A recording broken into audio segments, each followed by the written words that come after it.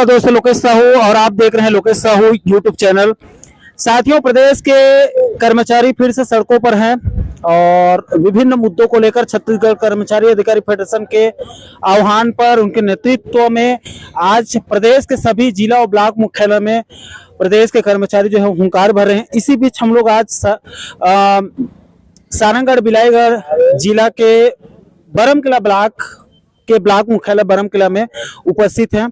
तो आज बरमकिला के जो पदाधिकारी हैं फेडरेशन के, उनसे हम लोग मुखातिब होते हैं, उनसे समझते हैं उनकी समस्या क्या है और सरकार से नाराजगी क्या है। तो सर, आप लोग किन किन मुद्दों को लेकर आंदोलित हैं?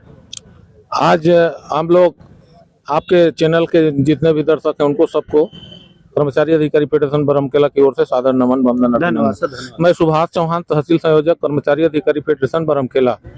आज छत्तीसगढ़ कर्मचारी अधिकारी फेडरेशन के प्रांतीय आह्वान पर हम लोग यहाँ ज्ञापन सौंपने का कार्यक्रम किए हैं और इसमें हमारी प्रमुख मांगे हैं जो मोदी की गारंटी में जितने भी वादे किए गए हैं उनको पूरा करने के लिए हम लोग छत्तीसगढ़ सरकार को चेतावनी दे रहे हैं। फिर किन किन मांगों को लेकर प्रमुख आपकी मांग क्या है? मोदी की गारंटी के अनुसार 2016 से हमारा डीए का एरियस राशि लंबित है, उसको हमारे कर्मचारी साथियों के खाते में समायोजित किया जाना है, जीपीएफ में समायोजित किया जाना है। और दूसरा है हमारा 4 स्तरीय वेतनमान, उसको भी हमारा प्रमुख मांग है। और तीसरा है मध्य प्रदेश की भांति यहाँ हमारे छत्तीसगढ़ में भी अवकाश नकदीकरण 300 दिवस का होना चाहिए। और हमारे अगला हमारा मांग है प्रदेश के लिपिकों, शिक्षकों, स्वास्थ्य विभाग, महिला बाल विकास विभाग और अन्य विभाग में जितने भी कर्मचारियों के वेतन विसंगति हैं उनको दूर किया जाए। ये राज्य सरकार के जो चुनावी मोदी की गारंटी में ये शामिल था, इनको मांग किया गया है। और अगला है हमारा प्रदेश के शिक्षकों की प्रथम नियुक्ति तिथि से सेवा का गणना किया जाए। आप भी जानते हैं कि 1998 से लेकर के 2018 तक का जो है सेवा की गणना को शून्य किया गया है संविलियन के दौरान, तो जिससे हमारे जितने भी कर्मचारी साथी हैं बहुत सारे सुविधाओं से वंचित हो रहे हैं, यहाँ तक कि पेंशन की पात्रता भी उनको नहीं हो रही है। अच्छा, पेंशन के लिए सर एक चीज बोला जाता है कि चूंकि एनपीएस में जो कटौती थी वो 2012 में हुई थी, तो 12 से भी अगर गणना की जाती है तो इधर 28 तक आराम से उनका 10 साल से ज्यादा हो जाएगा। तो पेंशन के लिए एक जो 10 साल का क्राइटेरिया है वो उनका कंप्लीट हो जाएगा। हाँ, 2010 से भी अगर मानते हैं, 2012 से अगर मानते हैं तो भी हमारे साथियों को पेंशन की पात्रता हो जाएगी। और आप ये छत्तीसगढ़ सरकार से हम ये मांग करना चाहेंगे कि 1998 से हमारे कर्मचारी साथी लगातार निस्वार्थ भाव से अपनी सेवाएं दे रहे हैं, पूरा मेहनत को, अपने जवानी को खपा दिया है, इसलिए उनको पेंशन की पात्रता 1998 से सेवा गणना करते हुए दी जानी चाहिए। ये हमारा मांग है। अगले मांग के रूप में है सहायक शिक्षकों एवं सहायक पशु चिकित्सा अधिकारियों के वेतन की विसंगति है, उस वेतन विसंगति को दूर किए जाने का हम लोगों ने मांग रखा है। अगला है अनुकंपा नियुक्ति। जैसे आज हमारे कोई भी कर्मचारी साथी सेवा अवधि के दौरान दिवंगत हो जाते हैं तो उनको उनके परिजनों को अनुकंपा नियुक्ति की पात्रता है, तो उसमें राज्य सरकार द्वारा 10% सीलिंग किया गया है, उसको हटाया जाए, क्योंकि कभी भी किसी की मृत्यु हो सकती है और किसी को भी सेवा का जरूरत हो सकता है, इसलिए इसको शिथिल किया जाए।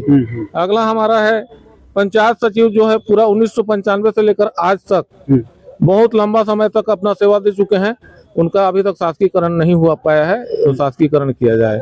अगला हमारा है प्रदेश के विभिन्न सेटअप पुनरीक्षित, जैसे संस्थानों में कर्मचारी की कमी को देखते हुए वहाँ का जो है सेटअप को पुनरीक्षित करके तत्काल वहाँ पर भर्ती किया जाए। मतलब कुल 11 डिमांड है। हाँ, 11 मांग है। हाँ। और अगला हमारा मांग है कि जैसे विशेष कोई भी अधिकारी बड़े बड़े लेवल में ऐसा चलता है कि रिटायरमेंट हो जाने के बाद उनको संविदा के रूप में डबल फिर रख दिया जाता है। हमारे युवाओं को उसमें अवसर नहीं मिल पाता, बेरोजगारों को नुकसान होता है, उसको भी संविदा नियुक्ति को बंद किया जाए।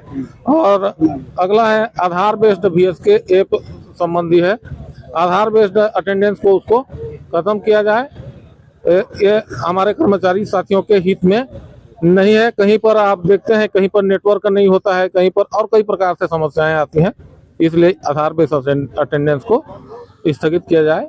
और अगला है हमारा ज्वलंत मुद्दा है हमारे शिक्षक साथी जो 1998 से लेकर के आज तक सेवारत हैं और उनको टीटी की पात्रता परीक्षा देने के लिए टेट के लिए विवश किया जा रहा है। सरकार इसको बंद किया जाए, क्योंकि हमारे जो है 1998 के राजपत्र में नहीं है।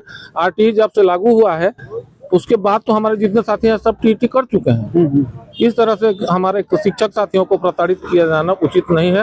राज्य सरकार से हमारी प्रमुख मांगे हैं, ये 12 मांगे, इन सभी मांगों को हम ज्ञापन के रूप में आज हम तहसीलदार के माध्यम से बरमकेला तहसीलदार के माध्यम से मुख्यमंत्री और मुख्य सचिव के नाम से ज्ञापन सौंपे हैं। बहुत बहुत धन्यवाद। पटेल साहब, जैसे कि टीटी को लेकर अभी जो माहौल चल रहा है पूरे देश भर में, ना सिर्फ छत्तीसगढ़, पूरे इंडिया लेवल में, तो इसको लेकर तरह तरह की अपने अपने हिसाब से इसको लोग बाग व्याख्या कर रहे हैं। शिक्षक नेता, शिक्षक संगठन, कुछ लोग विभागीय परीक्षा की भी मांग कर रहे हैं, कुछ लोग इसके खिलाफ भी हैं। विभागीय परीक्षा की जो डिमांड कर रहे हैं उनका तर्क है कि इसमें सरल किया जाएगा और शिक्षकों को राहत दी जाएगी। तो कुछ लोगों का कहना है कि विभागीय परीक्षा में अगर सब लोग नहीं क्वालिफाई कर पाते हैं तो फिर मुश्किल होगा। केंद्र सरकार कोई पॉलिसी लाए, अमेंडमेंट लाए, बिल संशोधन कर दे संसद में और राहत दे दे।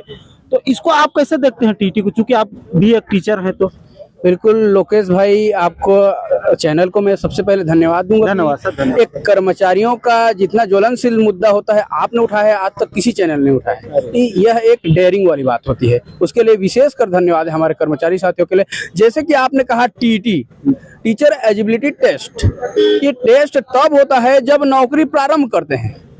हमारे जो है कुशल अकुशल की परिभाषा जो संविधान में लिखा है, जिन्होंने काम करते करते भी सीनियरिटी किस चीज का होता है, सीनियरिटी जूनियरिटी जो अनुभव होता है वो स्वयं में एक टीचर एलिजिबिलिटी टेस्ट होता है।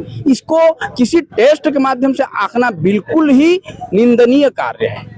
आप कभी देखे हैं कलेक्टर महोदय को कोई टीचर एलिजिबिलिटी टेस्ट दिलाते हुए, कोई तहसीलदार महोदय को टीचर एलिजिबिलिटी टेस्ट दिलाते हुए, पुलिस महोदय को कोई टेस्ट दिलाते हुए? क्यों? ये टीचर ही एक पराकाष्ठा हो जाएगा, केवल परीक्षा का पराकाष्ठा हो जाएगा। हम खुद परीक्षा में तौला रहे हैं, बच्चों का परीक्षा ले रहे हैं, हमारा परीक्षा किस आधार पर लेंगे?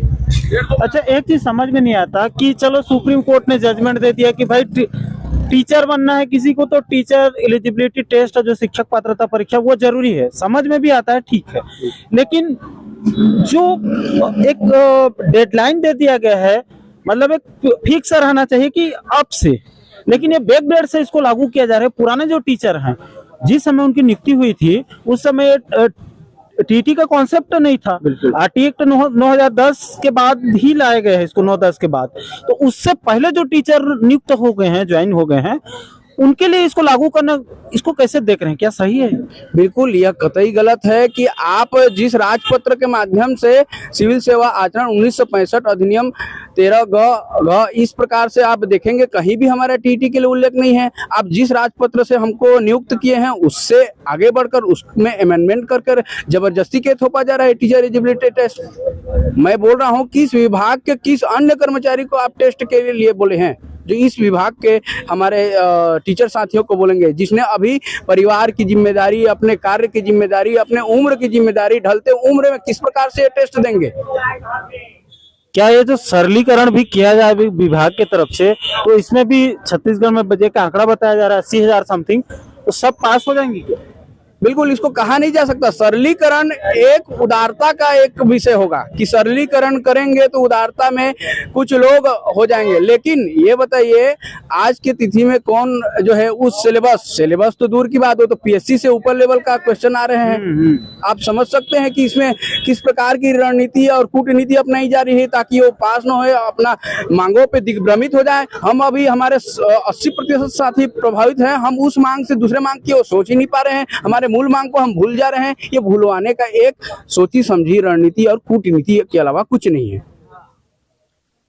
सर, अभी आप लोग 11-12 सूत्री मुद्दों को लेकर आंदोलन थे। आज तो भोजन अवकाश के समय आप लोगों ने ज्ञापन वगैरह दिया है, तो आगे की क्या प्लानिंग होगी, आगे क्या रणनीति होगा इसके बाद? जी, आगे जो भी प्रदेश से हमको निर्देश आएगा उस हिसाब से हम लोग जिला और ब्लॉक में अपना कार्य करते जाएंगे और अपने पद और कर्मचारी हितों के लिए हम हमेशा अपने ब्लॉक में यूनिटी बनाकर आगे बढ़ते रहेंगे। सर आज के आंदोलन को आप कैसे देख रहे हैं, आगे और क्या प्लानिंग होगी आप लोगों की? आज जिस प्रकार से कर्मचारी अधिकारी फेडरेशन के जो बैनर तले आज यह ज्ञापन दिया गया है, यह बहुत ही कहना चाहिए सराहनीय कार्य है। आगे इसको जोर देते हुए जो आने वाले समय में जो भी आंदोलन होगा उसको जोर से इसमें आंदोलन। प्रांतीय टीम को क्या मैसेज देंगे जो प्रांत में है? आप प्रांतीय टीम को ये देंगे कि आगे जो भी योजना बन रही है उसको और मजबूती से अच्छा से आंदोलन सरकार तक आंदोलन को तेज किया जाए। सर डीए को लेकर सुप्रीम कोर्ट का जो जजमेंट आया था बंगाल हाई कोर्ट, बंगाल के कर्मचारियों के थ्रू से, उसके बाद छत्तीसगढ़ में भी लगाया गया है, तो क्या बिलासपुर हाई कोर्ट से उम्मीद है? बिल्कुल भाई, दूसरे राज्य का देख करके हमारे बिलासपुर हाई कोर्ट का भी इसका लागू करना चाहिए, वो हमारा हक अधिकार है। एक समथिंग कितना हजार करोड़ होगा 2017 से अब तक? देखिए, एक मोटा मोटी अनुमान। ये तो बहुत ज्यादा रकम होगा, लेकिन सरकार के लिए बिल्कुल संभव है भाई, ये कर सकते हैं, ये और करना चाहिए। नहीं, वो तो कर्मचारियों का हक है, वो कहीं से भी आपको देगी। मैं एक डाटा पूछ रहा हूँ सर, एक अनुमानित कितना तक होगा वो? करोड़ों अरबों में होगा बिल्कुल, क्योंकि समथिंग एक साल का 800 करोड़ के आसपास बैठता है अगर एरियाज के साथ दे तो। जी जी। तो ये तो आप लोगों का 17 से मान के चलो अभी 25 तक 9-10 साल का समझिए, 7-8 साल का। ये अरबों खरबों में होगा और ये हमको मिलना चाहिए, ये हमारा जो है मांग है। अच्छा, जीपीएफ में उसको समायोजित कर देते हैं तो बनेगा? देखिए, पूरा को तो करना उचित नहीं है, कुछ आधा को हमको अभी जो दे, है नगद के रूप में हमको मिलना हाथ चाहिए, में केस के रूप में मिलना चाहिए। जैसे कि डीए हम लोग का एक मूलभूत मांग है। जिस प्रकार हम टैक्स पटाने में कतई विलम्ब नहीं करते, जैसे कि रिचार्ज कराया टैक्स दिया, डेटा लिया टैक्स दिया, बिजली ली टैक्स दी, घर लिया टैक्स दिया, टीवी लिया टैक्स दिया, कार ली टैक्स दिया, पेट्रोल लिया टैक्स दिया, सर्विस कराया टैक्स दिया, रोड पे चला टैक्स दिया, टोल पे चला टैक्स दिया, लाइसेंस लिया टैक्स दिया, गलती की तो टैक्स दी, किसी होटल में खाया तो टैक्स दिया, पार्किंग में लगाया तो टैक्स दिया, पानी लिया तो टैक्स दिया, राशन लिया तो टैक्स दिया, कपड़े लिया तो टैक्स दिया। तो हमारा टैक्स कब देंगे भाई? राज्य शासन से हम बोलना चाहेंगे कि हमारा टैक्स कब देंगे? हम तो सब टैक्स दे दिए, 1 महीना का तनख्वाह 30 दिन का, हम लोग 30 से ज्यादा टैक्स दे दिए, हमारा टैक्स कब आएगा? यही पूछना है हमको सर। इनकम टैक्स अभी शायद आप लोग? हाँ बिल्कुल, इनकम टैक्स बराबर पटाते हैं हम लोग, क्रमशः पटाते हैं, हमारा टैक्स भी हमको मिलना चाहिए। टीडीएस करता होगा? टीडीएस करता है बराबर, हम लोग उसमें कतई पीछे नहीं हटते, हम स्वागत के रूप में देते हैं।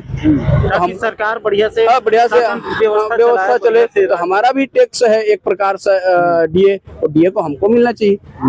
इस प्रकार से हम उनको एक मैसेज देना चाहते हैं कि टैक्स जो है मूलभूत उनका अधिकार है, उसमें कतई कटौती या कतई विलंब बिल्कुल नहीं करना चाहिए, वो निंदनीय है। वैसे सरकार को भी आप लोगों का जो वेतन है और जो भत्ते हैं, डीए भी एक वेतन का ही हिस्सा है, बिल्कुल सरकार भी मानती है उसको। बिल्कुल, ये जो है समय के केंद्र द्वारा एक टीम गठित की गई है जो समय समय में महंगाई भत्ता बढ़ता है उनका वो जो है विश्लेषण करके हमारे डीए में बढ़ोतरी किया जाता है। हाँ। महंगाई दर जो डाटा जी बिल्कुल, जो है 200 ग्राम पार्ले जी विगत 10 साल में 3 रुपए मिल रहा था, आज 50 ग्राम 3 रुपए मिल रहा है। वही तो अंतर है, वही तो महंगाई भत्ता है, उसी का आकलन करके उसी का कमेटी बैठ के हमको डीए के रूप में रूपांतरण कर रही है। इसीलिए हमारा मांग है कि जो है सरकार को इस पे जो है विचार पूर्वक करना चाहिए और हमारे मांगों के ऊपर सहानुभूतिपूर्ण विचार करना चाहिए, तत्काल इस पे संज्ञान लेना चाहिए। तो यह दोस्तों डीए सहित 11 सूत्रीय मांग और एक और जो मांग है टीटी का जो अनिवार्यता है उसको समाप्त किया जाए। टोटल 12 सूत्रीय मुद्दों को लेकर छत्तीसगढ़ कर्मचारी अधिकारी फेडरेशन के आह्वान पर बरमकेला ब्लॉक के पदाधिकारी भी आज सड़कों पे उतरे हुए हैं और इन्होंने एक रैली निकालकर जनपद से रैली निकालकर तहसील कार्यालय तक ये लोग गए हुए थे और इन्होंने तहसीलदार को ज्ञापन सौंपा है मुख्यमंत्री और मुख्य सचिव के नाम से और मांग किया है कि इनकी जो मुद्दे हैं, इनकी जो समस्याएं हैं उसको मुख्यमंत्री और मुख्य सचिव तक पहुंचाया जाए ताकि कर्मचारियों की जो जायज मांग है, जो जायज हक है, उसको विष्णुदेव साय सरकार जल्द से जल्द पूरा करे। धन्यवाद।